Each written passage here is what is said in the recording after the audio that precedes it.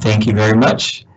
And welcome to everyone who has joined us this afternoon for the second installment of our Presidential Distinguished Lecture Series. I'm Terrell Strayhorn, Provost and Senior Vice President for Academic Affairs here at Virginia Union University, a university on the move, and we are constantly in pursuit of the promise of a limitless future. I'm excited for you to join us today for our Presidential Distinguished Lecture Series sponsored through the Center for the Study of HBCUs that's powered and brought to all of you through our VUU Global Initiative. A special shout out to our interim dean for the VUU Global Initiative, Dean Latrell Green, and to our director for the center's speaker series, Dr. Boykin Sanders.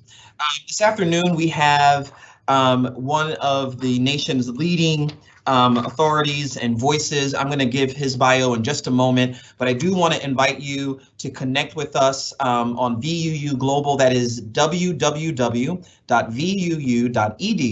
In the upper right-hand corner, go to the VUU Global tab, and right there you'll learn all about the exciting initiatives that are coming out of our VUU Global Initiative. We've got certificate programs and distinguished lectures, webinars, and so you want to connect with us there.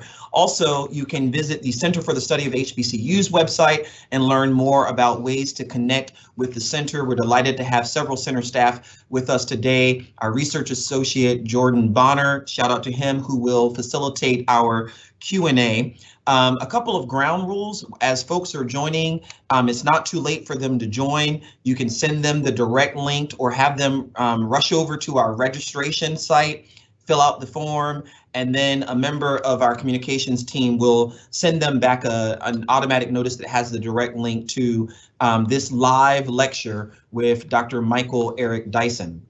Throughout the lecture, if you've ever heard Professor Dyson speak, hopefully you have enough notepads and all your tablets and gadgets are charged up, because you're going to take lots of notes. He's going to drop knowledge, left and right today. But we encourage you to use the chat or the live Q&A function. You can put a comment there, do a shout out. We'd love to know who's in the house. Our numbers are climbing, so if you'll just drop a note, tell us where you are, give us your zip code, city, area, institution, and then, as I said, our research associate Jordan Bonner is moderating the chat, and we'll certainly put those into the main thread. This exciting lineup of speakers is growing each and every month. As many of you know, last month we had Roland Martin, who delivered really solid lectures about Black-owned media. And today we are really honored to have Professor Michael Eric Dyson. Still in the lineup to come, we have Larry Miller, the former president of Jordan Brands and Nike. We also have prominent attorney Will Stute, gospel recording artist, musician, and pastor Charles Jenkins, and then athlete and sports analyst Jalen Rose. So stay tuned for all of those. Tell a neighbor, grab a friend, let them know that in a moment Professor Michael Eric Dyson will be here. They want to make sure that they're a part of this exciting lecture. And then last, the Center for the Study of HBCUs is also really excited to continue its web series. These are live sessions, panel sessions where we discuss really important issues affecting Black and Brown communities and Black colleges all across the globe. Just a couple of the insights that we're going to have a session about the public health pandemic. We're going to talk about state policy, federal policy towards Black colleges. We're going to certainly have an exciting panel where we bring some folks who are engaged in media and reporting, who will talk about the HBC narrative, the story, and how do we tell it and own it. And then certainly I'm looking forward to one where we're going to have some HBCU presidents come and talk to us about leadership of Black colleges amid political, civil, and racial unrest. And the lineup just won't end there. And so stay tuned to look out for the next updates about our center web series. And now, without further ado, the moment that everyone's really come to this link to the VUU Global for, and that is not to hear me and my introductions, but to hear from our speaker of the hour, our distinguished lecturer, Professor Michael Eric Dyson.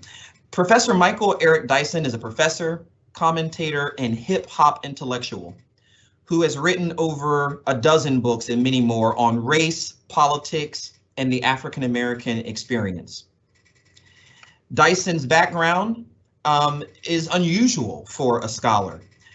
He's, as his bio reads, a Detroit gang member, unwed father in his late teens, so we share that in common. He turned himself around and became an ordained Baptist minister at the age of 21. He earned a bachelor's degree from Carson Newman College and then went on to get a master's and a PhD from Princeton. His books, and these are just a few of them, Making Malcolm, The Myth and Meaning of Malcolm X, and Between God and Gangster Rap, established him as a heavy hitter in African-American thought, and he became a sought-after commentator on radio and TV. We all know that Professor Mike Dyson has taught at a long list of our most prestigious schools: the Chicago Theological Seminary, Brown University, the University of North Carolina, Columbia University, DePaul, University of Pennsylvania, Georgetown. And if you're keeping up with our promo about this distinguished lecture series and the announcement about him this January, he will join the faculty at Vanderbilt University as a distinguished professor. I know we say this a lot in higher ed, but truly this professor, this speaker, this commentator does not need an introduction because his name is nearly a household name. Friends and colleagues and community, join me in welcoming Professor Michael Eric Dyson for this installment of the Presidential Distinguished Lecture Series here at Virginia Union University. Professor Dyson. Thank you so very kindly for that very gracious introduction and for your expert shepherding of the process hitherto.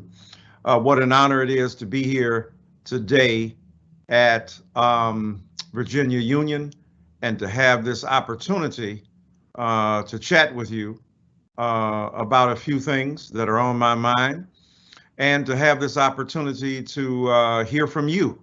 So I want to thank the Reverend Dr. Professor Strayhorn for this, and Dean, and all around gifted human being for this tremendous opportunity to talk to you a bit. My good man Paxton Baker and others who were involved as well, Miss Witcher and Miss Edmonds and so on. But today I want to talk about some of the issues we've been confronting as a nation, as we have endured and undergone a pandemic on the one hand, that is about a virus, and a pandemic on the other hand, that is about the persistent racial lethargy and lethal limits imposed on Black folk and other people of color in America. The late great Southern historian C. Van Woodward said that a title is a contract between an author and his or her audience, and so the same would hold for those who are talking and lecturing as well. So today, I'd like to talk about after George Floyd. After George Floyd, the state of Black America.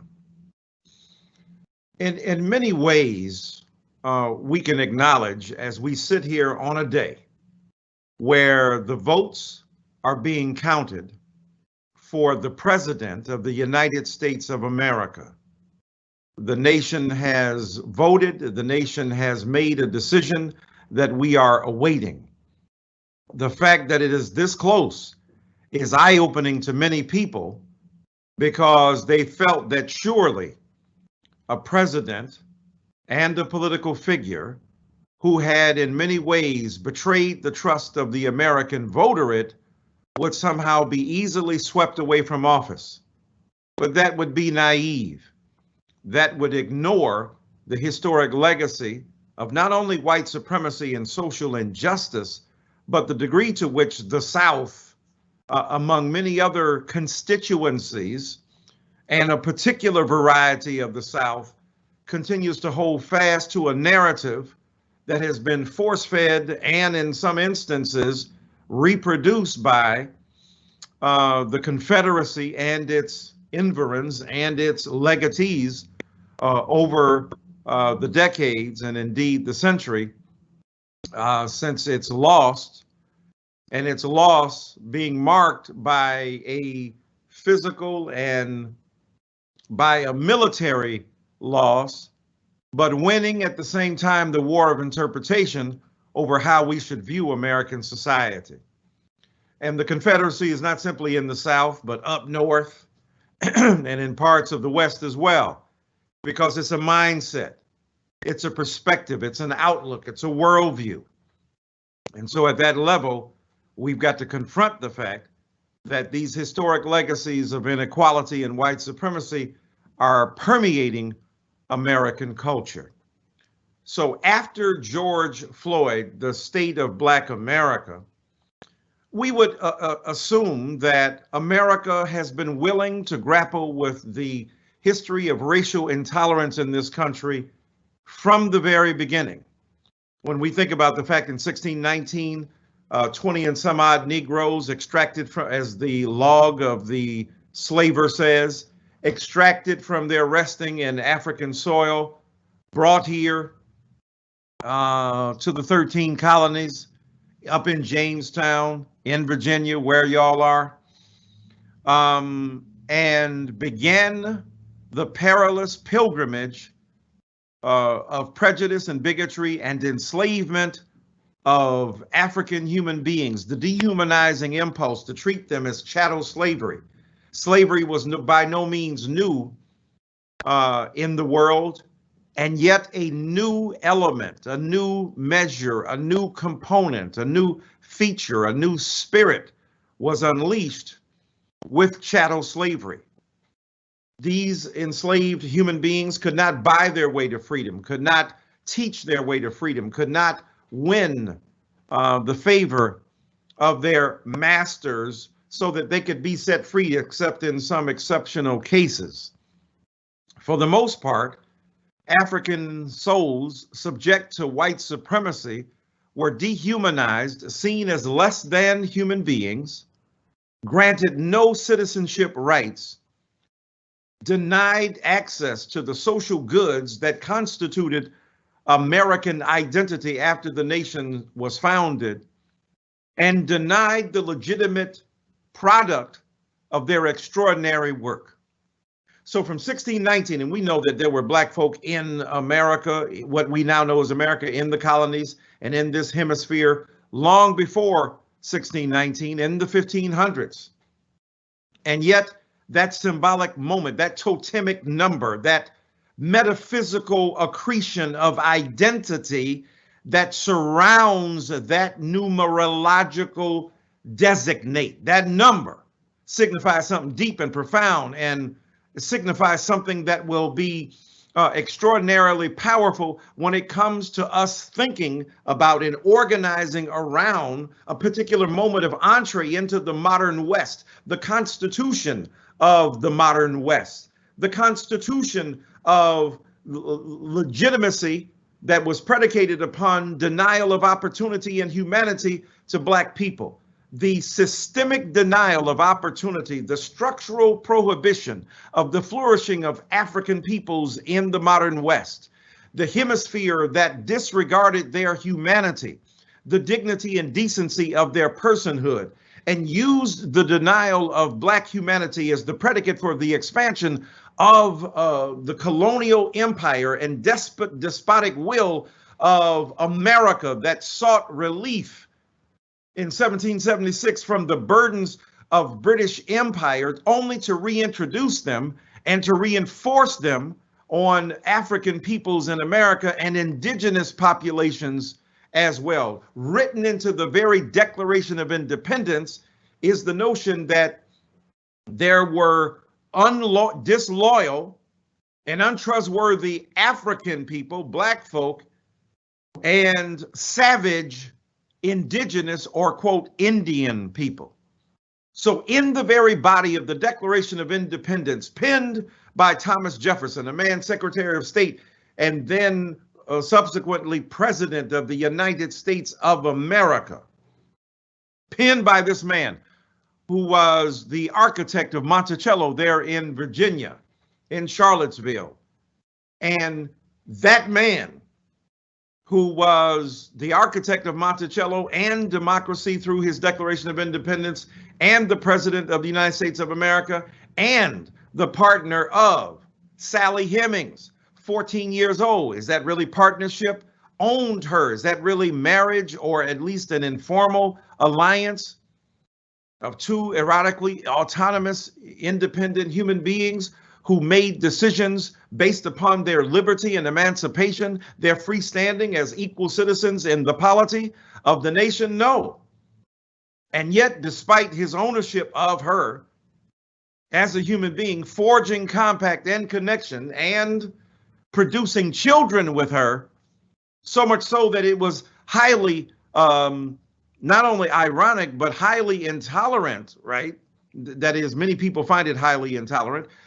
Couldn't accept the fact that Thomas Jefferson had forged connection with Sally Hemings, as if that were a departure from the norm, as if this is not what went on every day, as if white men owning black women did not have their way with them, even if those women were married or tethered to other human beings by will, by their own choice, by volition, as opposed to erotically subordinate to the despotic will of a white owner. And so when we think about 1619 and the slavocracy and the rule and reign of white supremacy, ensconced in law, entrenched in culture, deeply inscribed in American society, we think about the fact from the very beginning until now, the long legacy of white supremacy lengthens across the horizon of American life. The long shadow of white dominance lengthens across the horizon of American culture. And so we have been dealing with this reality from the very beginning, but America itself, writ large, has dipped in and out, has been willing at sometimes to embrace and at other times not. At some points to deal with the historic legacy of inequality, but most of the times not. Living in what Gore Vidal called the United States of amnesia, refusing to acknowledge the historic legacy of inequity that has been the predicate of the expansion of American democracy for white brothers and sisters and others, while black people upon whose backs this culture was built, upon whose labor this country was erected, have been systemically denied opportunity to flourish. And so from the get-go, we've been dealing with that. And yet it took the death of George Floyd for many white brothers and sisters to finally acknowledge that the historic legacy of inequality, the vicious resurgence of white supremacy, especially betokened under the presidency in 2016 of Donald J. Trump, meant that we were living with a curious phenomenon. That on the one hand, America was dealing profoundly and seriously with history, talking repeatedly and tirelessly and ceaselessly about history, why even there in Virginia, with the reproduction of and the reenactment of huge battles of the Civil War from the 1800s, the 1850s and 60s, huge battles involved in the bloodletting of brother against brother, father against child, sisters and brothers against each other, families arrayed against each other, kinfolk turned on each other. We talk about so-called black on black crime. The biggest on crime, blank on blank, was America on America and the Civil War, because black on black crime is really a misnomer. People kill where they live. If you want to talk about, having integrated killing, you have to have integrated communities. People kill in vicinity of their proximity. Where you live is where you act, behave, and misbehave. And so America, caught up in the the seething cauldron of internal schism, of hatred of the other, that is really the self of America, this internal division, this civil war, marked the legacy of argument and battle and fighting over whether America would embrace a highly edifying conception of emancipation and liberation that were rooted in the precious documents of American democracy, or whether in another interpretation of those documents and that history and those practices, they would capitulate to a vicious repudiation of freedom, democracy, and justice for the Black people upon whose backs they erected those noble ideals, those noble aspirations, and the institutions which are the concrete manifestation of those beliefs, goals, and aims. So Black folk been out here from the beginning, serving as the instrument, the technology to realize white aspiration politically and democratically, small d. We have been the means, the instrument, the technology for the realization of white aspiration, white ideals, and indeed the fulfillment of mythological, romantic conceptions of white identity. White people fancied themselves of a certain order because it rested upon the unpaid labor of Black people to help them realize their ambitions and aspirations. And so from the get-go, this nation has been deeply entrenched in racist ideology and the notion of white supremacy, which is the conscious or unconscious belief in the inherent superiority of one group and the inherent inferiority of the other. White good, not so much; black, red, brown, yellow, and the like. So that the BIPOC, Black, Indigenous, people of color divide, whiteness stood over against that. And so you would think that long before George Floyd, during slavery, even during the 250 some odd years of slavery, and then Jim Crow, but before that Reconstruction, where there was a bright, slight moment of potential and possibility of political mobilization of forces to realize our ambition as full-fledged American citizens, denied rather quickly. The rise of Jim Crow, the continued extension of the property of slavery, literally on sharecropping situations where Black folk were tilling the farms of white people and not really being paid an honest day's wage or labor for that, so that slavery by another name, as my brother Doug talks about that. And so when you think about the fact that there was the extension of slavery in Jim Crow law, and then, with the slave-like conditions of these plantations that were sharecropping, where Black people lived with their families and could never seem to pay the rent and the debt that they owed the white folk, and they kept them in labor in perpetuity. Give them enough food to survive barely, but not enough economic wherewithal that they had earned rightly to justify their independence economically from the very people upon whom they were dependent in a slave-like condition, thus rendering their predicament frighteningly similar to the slave conditions that they had endured as a people.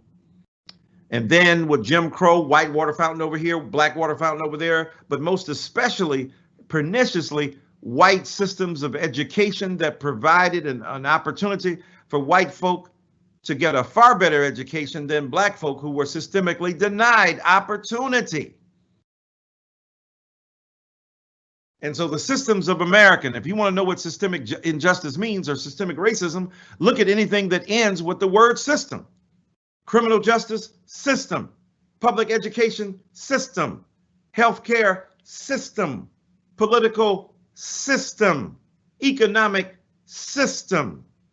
Anything that ends with system means that it has the potential to reinforce radical inequality as a result of systemic injustice. And so all that to say, that after that and the police brutality that we endured through all those periods, the slave patrols that were seeking to bring us back to slave plantations because we had too much freedom, it seemed, passes that were issued for African people or black people at night to go visit their wives or their girlfriends or their beloved or their children or family, then became the source of consternation. And so some of the white folk got together and got these, beginning in Virginia, these slave patrols in the early 1700s, and then they became marauders, and then they started, bringing back black people who were escaping their enslavement, or maroons who are out there saying, we ain't gonna go away to Canada, we're gonna stay around here and establish our own informal society. A lot of them got caught, a lot of them died in the woods from starvation, but they would rather be dead than serving under the harsh whip of the overseer.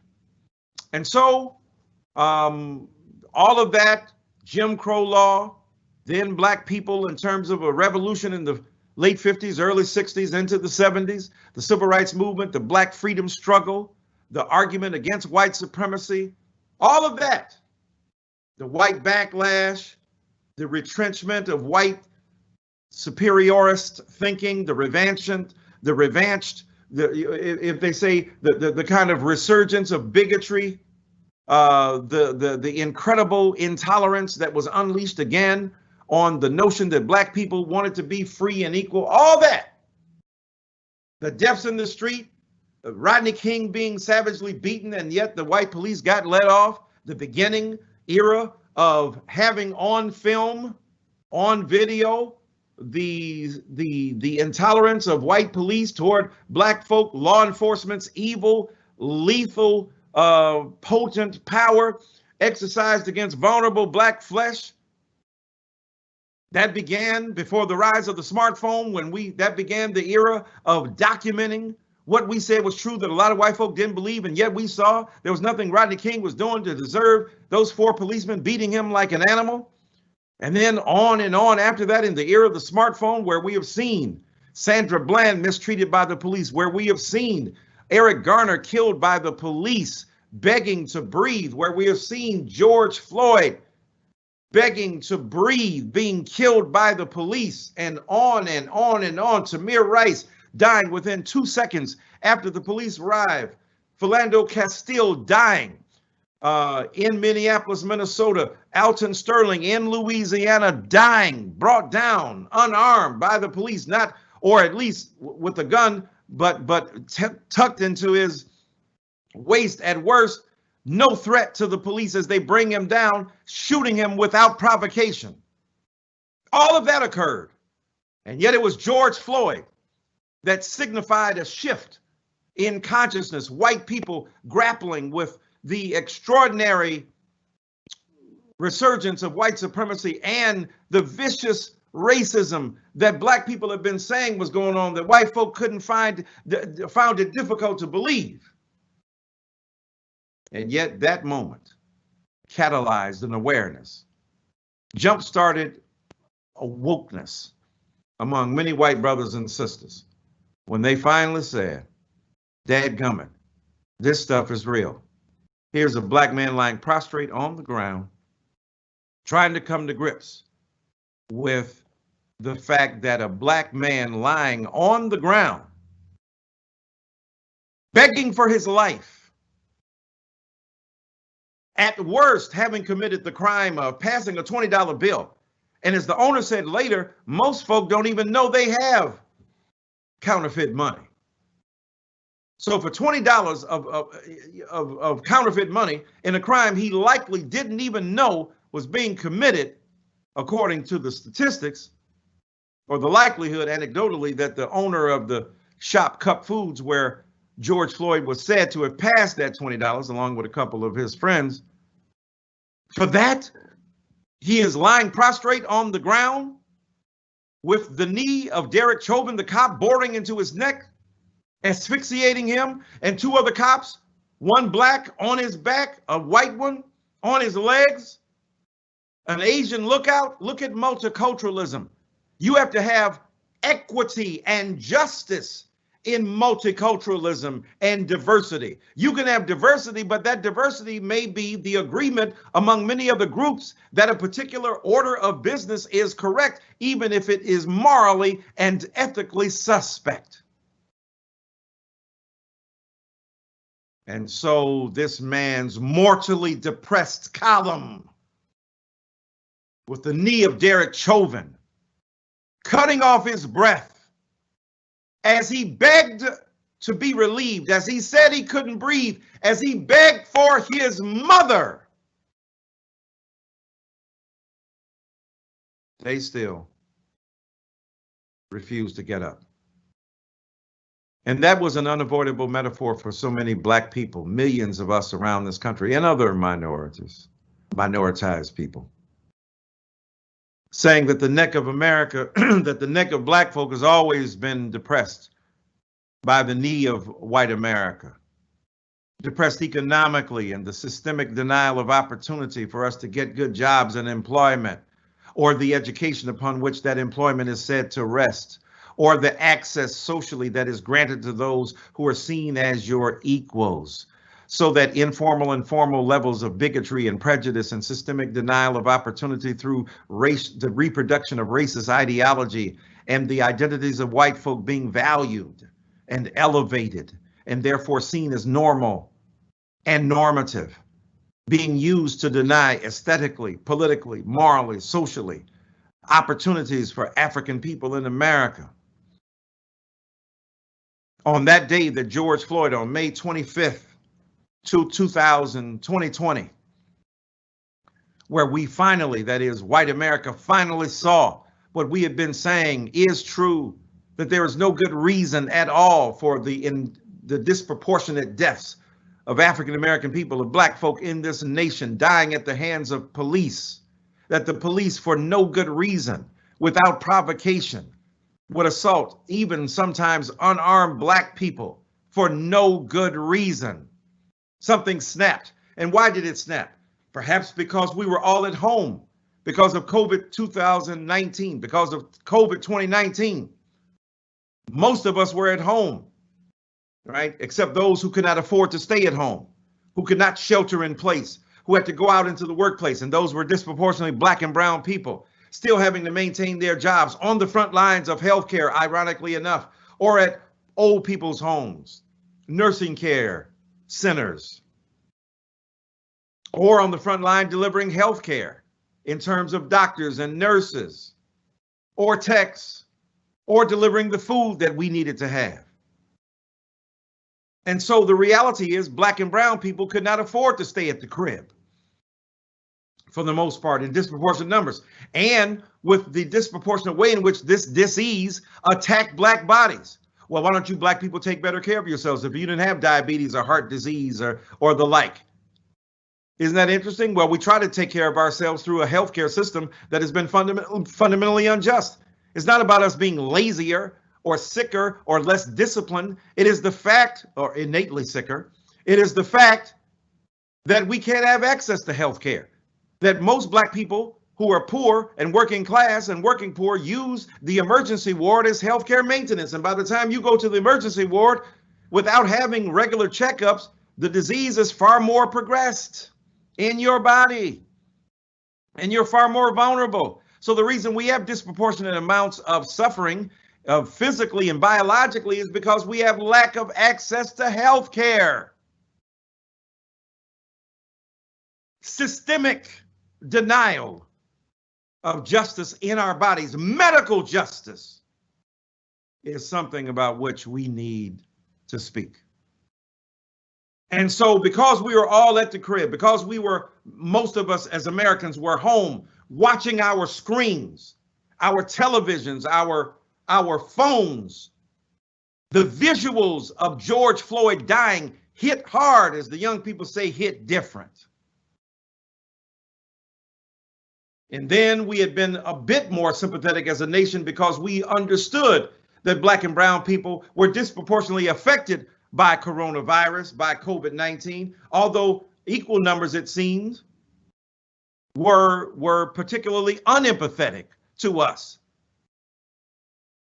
brandishing their weapons, going to state houses, like in Michigan, where a militia ended up plotting to kidnap, put on trial, and then execute the governor, Gretchen Whitmer of Michigan, with the president spewing his vile and his vitriol and his hatred, his vituperation, if we're going to have a kind of alliteration up in here, a homiletical moment of hermeneutic interpretation that is premised upon the kind of similar sounds that Black preachers articulate in our pulpits. And so, in the midst of that pandemic, we discovered that Black bodies were vulnerable and brown bodies were vulnerable, and Latinx people were vulnerable, but many angry white folk got out there and said, hey, that's a Black disease. Let us open up society. We ain't the one that's dying, and yet you are. Taking your cues from a misanthropic president.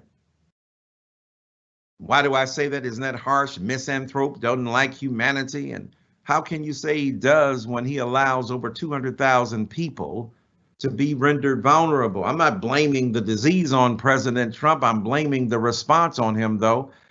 Anti-science, anti-medical procedures that are premised upon common sense and scientific knowledge, trying to politicize this particular pandemic, because another pandemic, the pandemic of COVID-19, and we could throw in a third one, COVID 2016, when a particular political force entered the office. Now, I've been critical of both Democrats and Republicans in my career.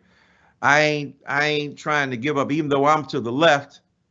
I ain't, without serious critique. And I had my critiques of all of these Democratic presidencies. But at the same time, let's be honest about the degree to which this particular presidency has fomented hatred of Black people, of brown people, of Mexican folk in particular, Chicanos and Chicanos, of people in American society who are seen as different, the xenophobia that has arisen. And yet, if we use that as a litmus test for the entree of immigrants, your wife and her family couldn't even be in the country. But we don't apply it to Eastern and Western Europe in the same way we apply it from Central and South America. And indeed, in those shithole countries, Haiti, and in Africa. Here's a man who uses his Twitter account every morning to stand up to excrete the feces of his moral depravity into a nation he has turned into his psychic commode. And he is exploiting poor white people in the process. And don't act like it was just poor white people who voted for him. We know that rich white moneyed interests voted for him. Look at the vote count now. He has already exceeded what he got the last time around in 2016. That ain't just poor white folk voting. That's right white moneyed interests, and some Negroes misled, thinking their pocketbooks are going to be enhanced. Stick to rap, homeboy. And even then, what do we expect from men who call all women bitches and hoes and skeezers and sluts? That they would have some progressive social conscience. As you treat women, you treat the rest of us. And so if you calling them bitches and hoes and skeezers and slut, you might be the biggest bitch of all, bitch.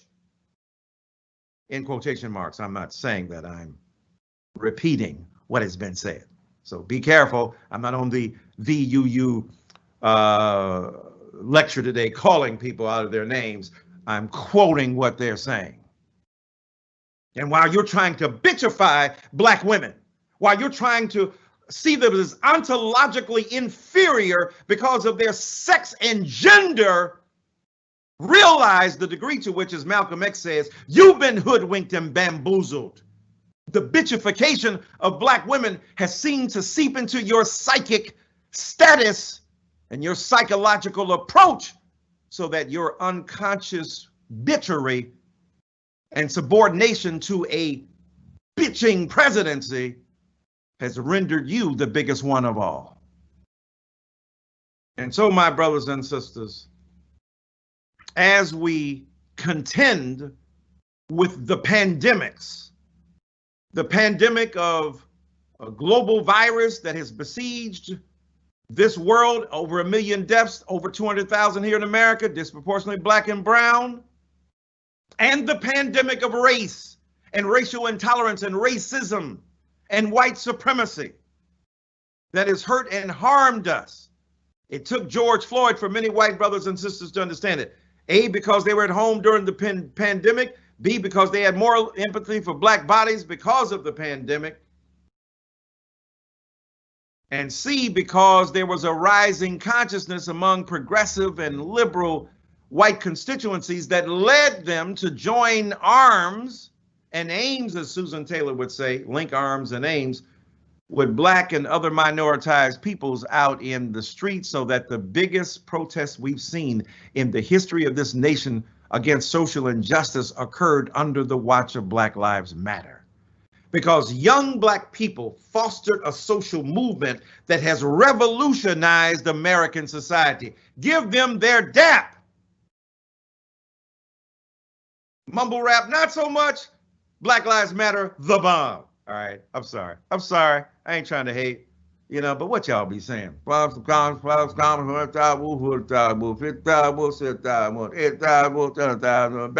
I said, right? Huh? What you saying? I ain't mad. Do your thing. I mean, I understand. Walk it like you talk it. Hey, walk it like you talk it. Oh, that part I understood. That's about all I understood, right? I come from an era where we can understand what you were saying. Standing by the speaker. Suddenly I had a fever. Wasn't me or either summer madness. Because I just can't stand around. So I get closer in. The closer I get, the better it sounds. My mind starts to activate. Rhymes collaborate. Because when I heard the beat, I just had to make something from the top of my head. So I fell into the groove of the wax and I said, how can I move the crowd? First of all, ain't no mistakes allowed.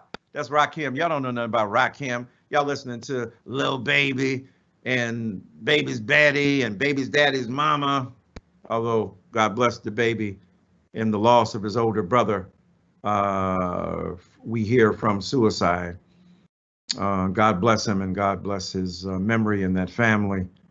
And we pray for them. But young black people have revolutionized this social justice movement by introducing a new element that has persuaded white brothers and sisters to put their white bodies on the line. The two people who were murdered in Kenosha, Wisconsin by a self-avowed militia member and white supremacist, we can add, Kyle Rittenhouse, 17 years old, being seen as a hero by the president,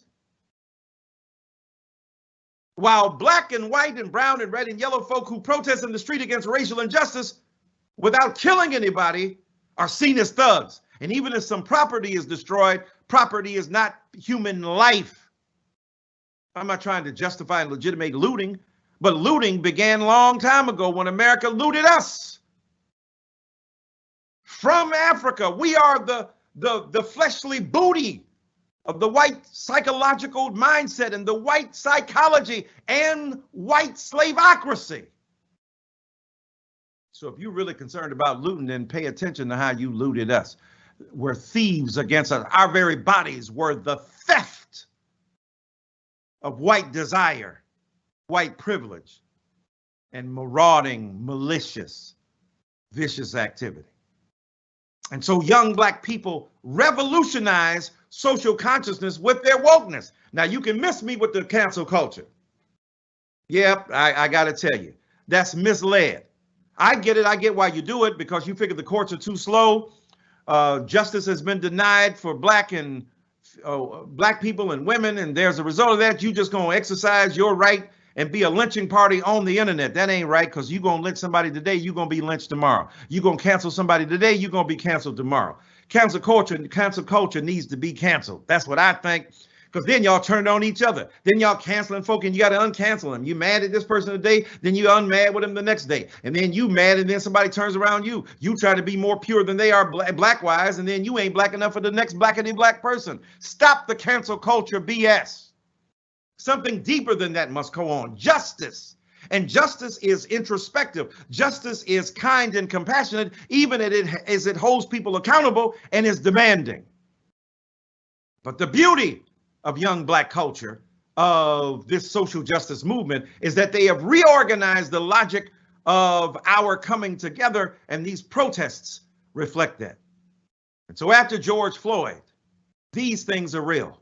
And what you and I must do is to continue to argue that white allyship must be sacrificial, must be introspective, must hold itself accountable, must grapple with white supremacy and its lethal varieties. When you go home for Thanksgiving as white folk, when you hear some nasty, nefarious, problematic stuff about Black and brown and red and yellow folk, check them. Eat your dinner first, though. I mean, don't be crazy. Eat your potato pie. Oh, I'm sorry. Eat your pumpkin pie first, right? And eat your dressing. Oh, I'm sorry. Your stuffing first. Then you get into granny or grandma or grandchildren or uncles or aunts or children of your friends, your kinfolk, and check them. But then within your institutions, financially, in terms of employment, don't just have days of recognition, have ways of restitution, and make certain that you begin to police the boundaries of your institutions so that they reflect and reveal deeper commitment to social justice and a way of seriously grappling with inequality by changing the practice systemically of your particular culture. And then secondly, Black folk got to wake up too against this cancel culture madness, to embrace the more noble aspirations we have historically nurtured in our breast and heart in terms of emancipation and liberation, and to speak truth to power in ways that reflect the best of our people. And then finally, let's make sure that this is a socially just society for everybody. Don't be going to your Black Baptist church trying to be demonizing some gay people, and you up here mad at white folk for demonizing you because you Black. Don't use God's word to justify and legitimate your homophobia. Don't make God co-sign your bigotry against trans people or gay or lesbian people. Well, what the word said that you were inferior because you were Black. White folk tried to tell you that. They tried to make you believe that the darker your skin was, the more cursed you were. And they using Ham and Noah and all that stuff in the Bible. Don't you turn around and do the same thing. Don't become a sexual redneck. Don't become a gender Jim Crower. Understand that we are together. Black lives matter. They must matter to Black people first. And all Black lives should matter. And when they do, then we will revolutionize the consciousness of our people again. And we will be able to move forward against the white supremacy that has reigned supreme in this presidency. After George Floyd, the state of Black America depends upon what we do to grapple with the new circumstances, old beliefs, in new expressions that reinforce our vulnerability. And when we learn to love and appreciate each other, we can transform this world. Thank you so very kindly. Wow, that was amazing, Professor Dyson. And I got to tell you, I mean, there's so many comments coming in, and so we're moderating the chat. We've got a large crowd here with us, so thank you for that phenomenal lecture, just incisive, on point, information rich, cutting edge, racy, I mean, all those terms. So I'm going to introduce the research associate for the Center for the Study of HBCUs, Jordan Bonner, who will facilitate or moderate the Q&A. He's going to offer he's going to speak out some of the questions we received in the chat and then give you time, Professor Dyson, to respond to them. Okay. Hi, Dr. Dyson. How are you doing? How you doing there, sir? Doing well. Thank you so much. just so profound, and we had a lot of questions. We'll try to get through some of these quickly. So the first question, I'll try to be I'll try to be short in my answers. Okay. So the first question that we had someone who wanted you to share more about your role at Vanderbilt and just the relevance today as the racial reckoning continues across every entity in America, including universities. Yes, sir. Well, I'm honored to join Vanderbilt. I've been honored to be at Georgetown for some 14 years, but I'm looking forward. And before that, Penn. Before that, I was in Chicago teaching as well at DePaul University. Before that, Columbia. Before that, University of North Carolina, Chapel Hill. Before that, Brown University. Before that, Chicago Theological Seminary. Before that, Harvard Seminary. So all these institutions are great, but Vanderbilt provides me an opportunity to rejoin a divinity school, right? To go to a divinity school here at Georgetown, a tremendous institution. I'm not part of the religion department here.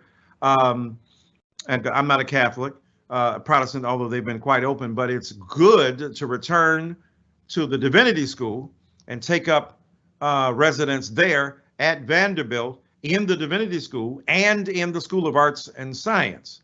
And so having that combination will afford me the opportunity to explore the wide range of my intellectual interests and the breadth of my scholarly concerns, and to really join together two different worlds of thinking and reflecting upon the issues we confront. And this racial reckoning is important. This moment is extremely valuable, and every institution that we have available to us should facilitate and foster that. And fortunately, the two deans that I'm going to be working for are two Black women, Dean Emily Towns of the Divinity School, and Dean and Tracy Sharpley Whiting, who is the chair of African American and Diaspora Studies at Vanderbilt. So I'm used to doing what Black women tell me to do.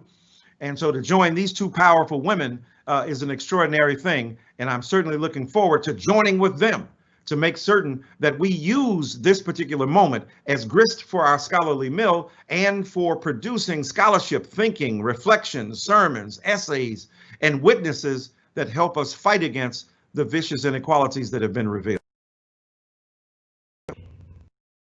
Thank you. Thank you. Transitioning a bit, you spoke about us policing the boundaries of our institutions and changing the practices systemically. As a professor at a PWI, where does the balance lie for students and educators in allowing our educational institutions to propel us forward while holding them accountable for the harm and inaccessibility that remain culpable of to this day? Yeah, that sounds like my former student Ricky, but I don't know. So it is. Yeah. Oh, okay. Yes, a brilliant question. Look, we've got to have a balance, because at a PWI, obviously you've got to hold institutions accountable. You've got to recognize, that you're in a place of privilege, and as a student in a PWI, a predominantly white institution, you recognize the privilege of being able to use the resources of a dominant culture to help either educate you, or for you to be able to use the resources of their prominence, their well-established financial condition to further your particular interests, ideals, and goals. So at a PWI, you have a responsibility to bear witness to that historic legacy of Black people fighting against injustice, using their opportunity as students to mold and shape a reasonable response to inequality, starting with the institution of which you were a part. And yes, he's right about students are right about the fact that when you're at a predominantly white institution, you have a role and responsibility to acknowledge their complicity as an institution in the inequalities that prevail. At Georgetown, of course, we knew about the 272 people, the enslaved people who were sold, and as a result of being sold, they made that institution financially solvent. To the credit of President DeGioia, they recognize their culpability and responsibility, and therefore have had serious discussions. On the other hand, It is the responsibility of those students to continue to push forward to make certain that these institutions recognize their complicity and culpability and what we can do now to make sure things are better. Thank you. Dr. Dyson, so CNN reports right now that Biden is at 227 and Trump is at 213 with the Electoral College. Question, what do you believe is gonna happen? And what advice do you have for those who are afraid or maybe anxious? Sam and Dave, hold on, I'm coming. Hold on, y'all. That is vote-rich demographic, the late ballots that are being, the ballots that are just now being counted. I think they're going to favor Joe Biden. I think they're going to favor the blue, because those people who voted early and those votes that are now being counted and those votes that are being counted through the mails that the Republicans tried to attack, that they tried every vicious, trick and shenanigan and legerdemain, and as Joe Biden said, malarkey. All that stuff they tried to do. The president's announcing last night he won and therefore stopped counting the votes. Yeah, we ain't falling for it, homie. It ain't happening. So I said to y'all, hold on. Yes, it's tight, but it's far from done. I think Joe Biden will prevail. And I think that we will have a new president of the United States of America. The tragedy is, and I'm sure the trauma too, is that it's this close. For a guy, I mean, imagine if Obama had done all this stuff, half the stuff, 1/10 of the stuff that Trump has done. Liar, cheater, arguably maliciously assaulted or at least exploited women, 26 of them, and, sided with our enemies, with the Russians against American interests, put Putin above your own national intelligence, continually engaging in loose and indiscreet behavior, calling women names, attacking people from your bully pulpit, and on and on and on. The biggest thing they had against Obama, he wore a darn tan suit. So I think y'all hold on, hold out faith. I think we're going to prevail. Thank you. Jumping around a bit, but you had so many important points, and I want to touch upon the cancel culture.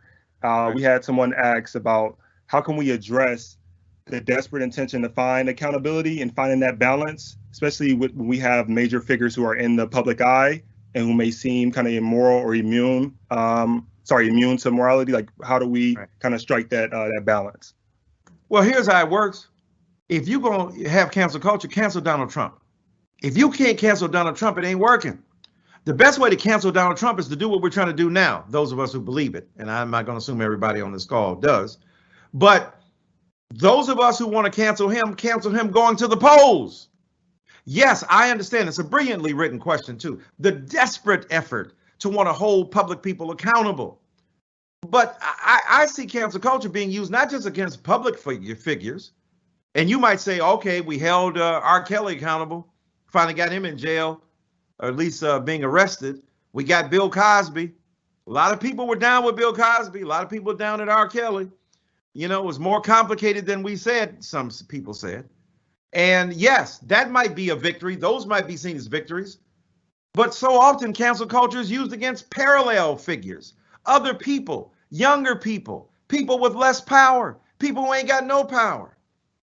And so you don't want unjust means toward a just end. So I believe that if you hold people accountable in a court of law, and a court of law ain't perfect, it's been imperfect for us, but I'd rather stand my chances in a court of law that is jacked up and rickety than the beliefs of some people who get on the internet and because they hate me. I'm telling you what, people have tried to cancel me. Now, a lot of y'all on this call might go, well, they should have canceled you. Are you telling me there's a good enough reason to cancel me, for real? I'm just asking you that. Or I'm asking for a friend. Y'all heard me spit. Now, have I made mistakes? Of course I am. I'm a human being. But do you think I'm really worthy of being canceled? Do you think it's legitimate to cancel me because I say something you disagree with? Bull feathers. This is why I don't want to give you power. You can't have that power just because you disagree with me. Because you mad because I said something you don't dig. Now you gonna cancel me? My entire career, 30 years of doing this? And because you disagree with one thing I said, you gonna wipe me out? No, I remember I went to pick up a pastor from his hotel room to bring him to church to preach. I was the assistant ministerial assistant there at the Mount Zion Baptist Church, 1979, 1980. In Knoxville, Tennessee. William Augustus Jones, one of the greatest preachers ever. And he said, young man, he said, when I was a younger preacher, it's easier to damn the people on the heap pile of humanity than it is to preach grace and forgiveness to help them become better people. He said, the older I get, the more I preach about grace. He said, maybe it's because I need more of it myself. And that's all I'm saying. I ain't saying don't hold people accountable. I ain't saying egregious offenses shouldn't be prosecuted. I ain't saying that jacked up stuff shouldn't be called jacked up stuff. But there are too many gray areas and too many people who, when they get upset and mad and get a lynch mob on Twitter going, that they want to cancel folk out. I was called a handkerchief head and said I was sold black people out yesterday. Now I know most of y'all on this call don't believe that. Right? But it's always going to be people like that. I'm not trying to give them a rope to lynch me, a digital rope to electronically lynch me. So no, I'm not down with the cancel culture, because you cancel somebody today, you're going to get canceled yourself tomorrow. There are better ways, more noble ways to realize our ambitions than that. Completely agree. So important to extend grace to people. I would say the last question that we wanted to ask just before we run out of time is, you have an esteemed resume. You know, you've been a lot of different prestigious institutions. Before your tenure on this earth is over, will you grace an HBCU with your presence? I would love to, man. Look, before I was who I was, I begged some black colleges to let me on. We don't know you. Who you is? I ain't mad. Because black colleges got to be high, have set the bar high for who they want on their campus. But bruh, just like any other school, they come after me. A black college ain't never came after me. Never. Now you can say, well, you make too much money, you're too well known, you're too famous. I'm talking about when I was broke and infamous. Okay. Broken, not famous, not infamous. When I was broken, unknown, and anonymous, I couldn't get no love. Now, that's from most institutions, not just black ones. That's anybody. So you got to work your way up in the same way that anybody else must, and I get that. But I've never been approached by a historically black college or university, and I would love to be able to do that. All three of my kids went to HBCUs. My daughter from Spelman graduated. My son, one of them from Morehouse, graduated. My other son from Hampton graduated. I began at Knoxville College. And had they had sufficient amounts of classes, numbers of classes in philosophy, I would have graduated from there. So I'm a huge supporter of HBCUs. My one son went to 5 different HBCUs before he graduated from Morehouse. I was a one-man United Negro College Fund. Shoot, I might as well have been Lou Rawls. You'll never find another love like mine. So I love HBCUs, appreciate the opportunity to speak at them whenever I can, deliver commencement addresses, and hang out because they are the best institutions of higher education in this country. Thank you. That concludes our questions for this amazing series and this talk. Hey, Jordan, this is Strayhorn. I'm going to point of privilege since I have Michael Eric Dyson here in our distinguished lecture series. So, Professor Dyson, okay, so, it's a critical time in our history. You are, I as a person who speaks, I want you to go back and look at these comments in the chat because you've poured out into the world. And I want the virtual VUU global community to pour back into you. You can't find a comment that doesn't say amazing, outstanding, phenomenal, wisdom, it was lit. You killed it. But I know that right now there are a lot of folks, doctoral students, faculty, community activist leaders who are all engaged in this good work, trying to fight for Black and brown communities and speak truth to power. I was on the phone with a young man the other day out in California who's doing some work to fight the police, and he called me because he was saying that now that he's starting to put himself out there and amplify his voice, that he's the target of hate mail and hate phone calls, and people want to cancel him. So I appreciate your thoughts about cancel culture. What advice do you have for those who are in our global community listening today, who are taking up their voices and their tools, their methods, their writing to speak for those whose voices are rarely heard, in terms of how do you do this work and sustain yourself, stay safe doing this work? I know that your resume gives you a perfect platform to speak to us. If you can speak to that, and then any closing comments as we wrap up. Yes, sir. Thank you so much. Thank you so very much for that, my friend. Yeah, it's difficult out here. It's hard out here for a public intellectual with moral principles, PIMP. It's hard for young people, doctoral students, trying to do the right thing and people jamming you up, trying to cancel you, trying to hate on you. And it's scary at some of it. I get death threats and hate mail and the like. It is not to be taken lightly. It is something that is extremely difficult to deal with. And the harsh rebukes and the cold dismissals that you receive and the attempts to cancel you have to be addressed. So you have to understand that you got to be brave, you got to be courageous, and you got to take what you do with deadly seriousness, but you can't take yourself too seriously at all, right? With Elijah going out here in the Bible, Elijah, it is enough, O Lord, now take away my life, for I am not better than my fathers. They have slain all thy prophets and taken your altar, and they're worshiping another God.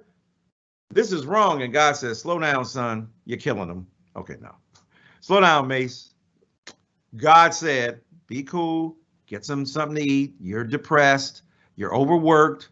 And when you get some rest, wake up and realize there's 7,000 other people who are in league with you who ain't bowed at the false altar. They ain't worshiping a false God. So you ain't the only one out here. So don't think you're the only one.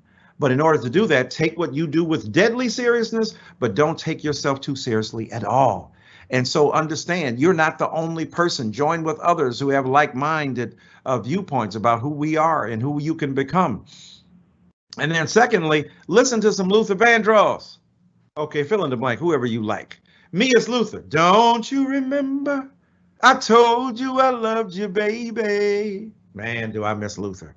So you got to find something that gives you relief, comfort, right? Going to the movies with your girlfriend, with your wife, with your husband, with your significant other, no matter your gender or sexual orientation.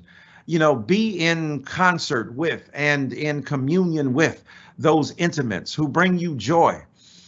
Your kids, the people you love. Maybe the pandemic has made you see your kids in another light, or your family, or the like, right? Appreciate them more.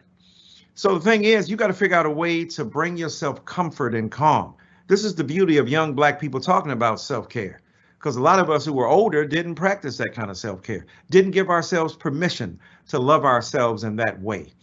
And so it's a beautiful thing to have that opportunity to do so. And then finally, remember why you're doing this. You're doing it for people. As much as you are under attack, many more of them have been under attack as well. As much as you have been under assault, many more of them are under assault. Some of us have a certain amount of privilege that allows us to have a certain kind of assault. Because the folk in the street they get killed on video, shot in the back, right? Often without redress.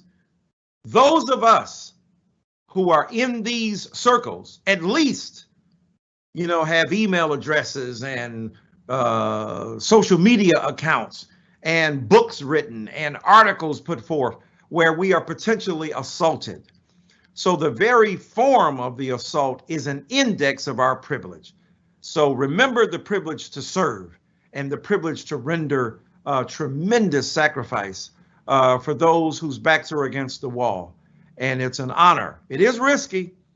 It is sometimes dangerous, but ultimately it's fulfilling. So get a purpose in life.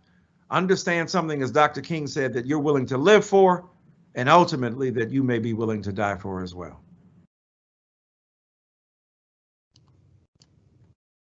Thank you so very much, Professor Dyson, and I'm certainly going to ask our global community to join me in thanking Professor Michael Eric Dyson for a phenomenal distinguished lecture today. He touched on so many issues, so relevant, contemporary, but historical and information rich, at moments prophetic and instructive.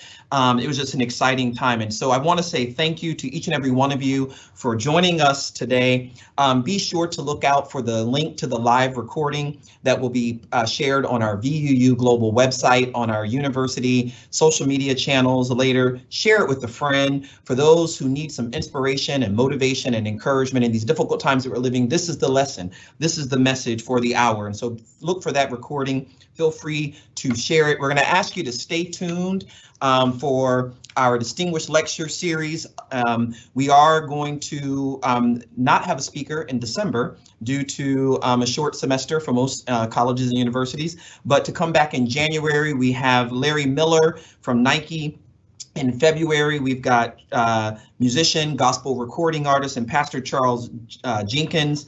And in March, we've got Jalen Rose. So be on the lookout for those links. Register. We look forward to connecting with you again. And you know what, I don't have to, as coming out of a church tradition, the one thing you do after you have a really dynamic preacher is you don't talk long. And so Professor Dyson has given us food for thought, words to live on. And so I just want to say to all of you in our global community, thank you for joining us. Stay safe, take care of yourself, wear your mask, wash your hands, stay 6 feet apart, but find a way to get connected to those in your community. And until we meet again, I'm Terrell Strayhorn, Provost and Senior Vice President for Academic Affairs here at Virginia Union University. Thank you so much. Have a good day.